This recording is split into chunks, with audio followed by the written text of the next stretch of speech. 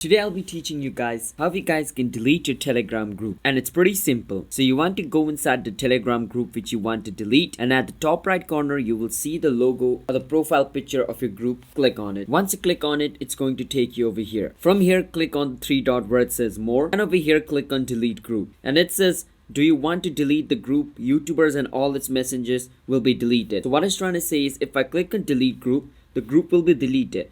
But not just the group, every single message I did on the group also will be deleted and I cannot recover it again. If you're okay with that and you don't want to recover all the message, you can do that. But if you want to have important messages, then make sure to screenshot it or back it up for future purposes. And that is just not the only case.